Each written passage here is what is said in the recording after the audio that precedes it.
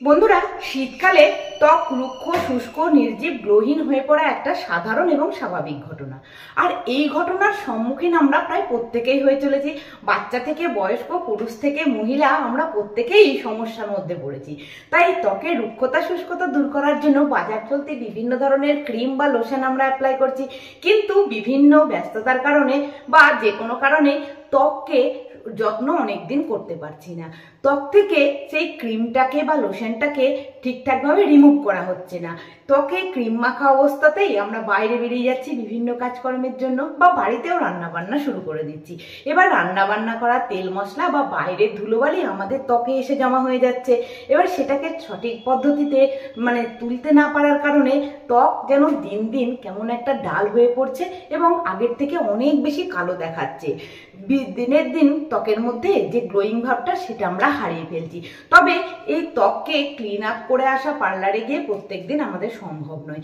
তাই আজ আমি আপনাদেরকে 100% কার্যকারী ঘরোয়া উপাদান দিয়ে 3টি স্টেপ করে দেখাবো। যে 3টি স্টেপ সপ্তাহে একদিন করে যদি আপনারা করে নিতে পারেন, তাহলে দেখবেন শীতকালেও ত্বক নিয়ে আর কোনো রকম সমস্যার মধ্যে পড়তে হবে না। বাড়িতে বসেই উজ্জ্বল চকচকে পিঙ্কিশ গ্লোয়িং ত্বক পেতে একদমই অসুবিধা হবে না। তাই আশা করব ভিডিওটি স্কিপ না করে সম্পূর্ণ দেখবেন। নমস্কার, সকলকে স্বাগত জানিয়ে আজ আবার একটু নতুন ভিডিও স্টার্ট করছি। ভিডিওটি স্টার্ট করার আগে আপনাদের কাছে ছোট্ট একটু অনুরোধ, ভিডিওটি দেখার পর যদি আপনাদের ভালো লেগে থাকে ভিডিওর মধ্যে ছোট্ট একটা লাইক করে সঙ্গে থাকবেন। আপনাদের কোনো রকম অসুবিধা না থাকলে কমেন্ট বক্সে গিয়ে একটু কমেন্ট করেও জানাতে পারেন। চ্যানেলে কোনো নতুন বন্ধু এসে থাকলে চ্যানেলটিকে একটু সাবস্ক্রাইব করে নিয়ে পাশে থাকা বেল আইকনটিকে একটু প্রেস করে নেবেন, এরকম ধরনের নতুন নতুন ভিডিও নোটিফিকেশন সবার প্রথমে পাওয়ার জন্য।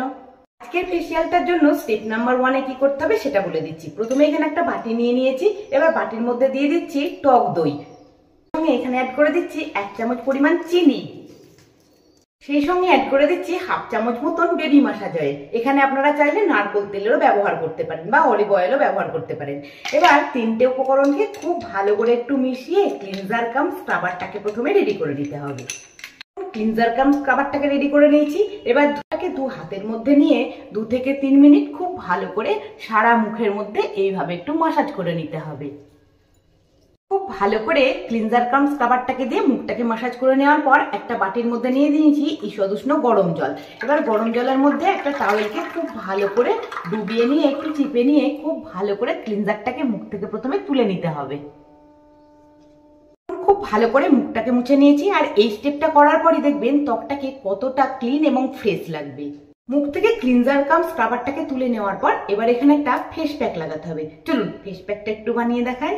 যে ফেস প্যাকটা আজ বানাবো তার জন্য এখানে একটা ধোয়া পরিষ্কার বাটি নিয়ে নিয়েছি। এবার বাটির মধ্যে দিয়ে দিচ্ছি 1 চামচ পরিমাণ টক দই।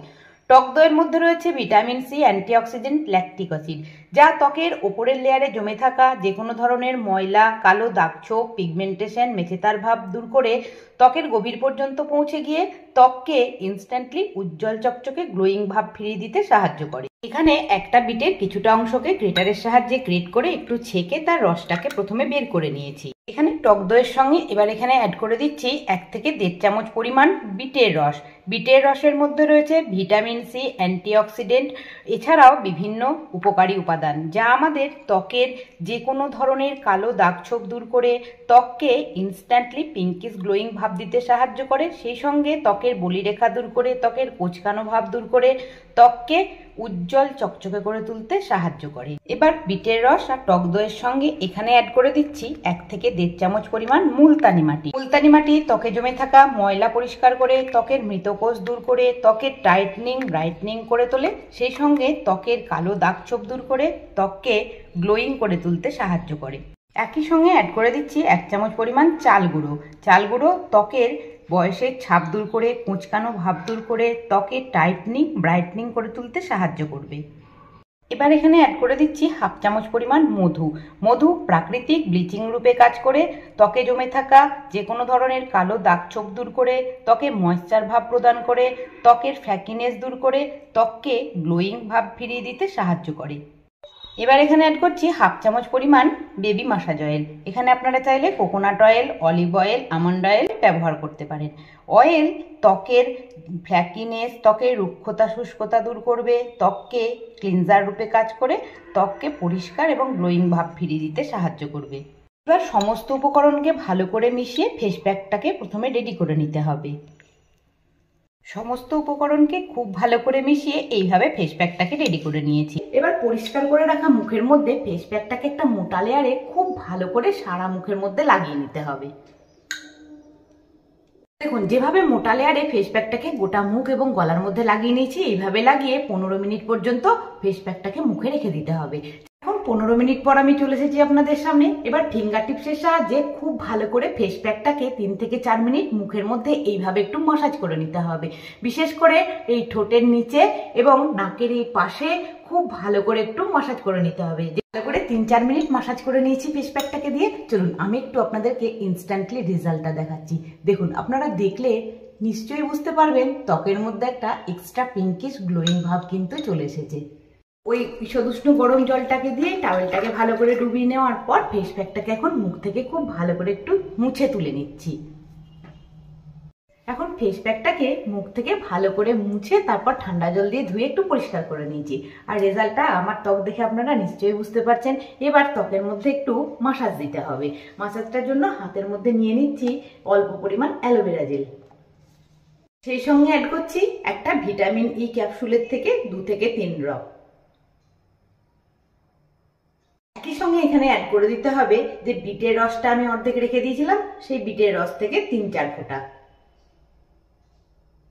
এবার সমস্ত উপকরণকে হাতের মধ্যে একটু এইভাবে মিশিয়ে নিতে হবে।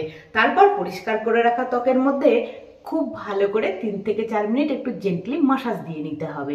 আর মাসাজটা একটু আপওয়ার্ড স্ট্রোকে এইভাবে আর সার্কুলার মোশনে দিয়ে নিতে হবে। যতক্ষণ না পর্যন্ত ক্রিমটা ত্বকের মধ্যে একদম বসে যাচ্ছে ততক্ষণ পর্যন্ত এই মাসাজটাকে একটু দিয়ে দেবেন। এখন মাসাজ ক্রিমটা দিয়ে ত্বকটাকে খুব ভালো করে 3-4 মিনিট মাসাজ করে নেওয়ার পর আমি আপনাদেরকে একটু ত্বকের রেজাল্টটা দেখাচ্ছি। দেখুন, আপনারা দেখে নিশ্চয়ই বুঝতে পারছেন যে ত্বকের মধ্যে একটা পিঙ্কিশ গ্লোয়িং ভাব চলে এসেছে। আশা করছি আজকের ভিডিওটি আপনাদের নিশ্চয়ই ভালো লেগেছে। আর বাড়িতে এই 3টি স্টেপ অবশ্যই একবার করে দেখবেন। সকলকে ধন্যবাদ জানিয়ে আজকের ভিডিওটি তাহলে এখানেই শেষ করছি। আবার দেখা হবে নেক্সট একদিন নতুন একটি ভিডিও নিয়ে। সকলে ভালো থাকবেন, সুস্থ থাকবেন, আমার সাথে থাকবেন। টাটা।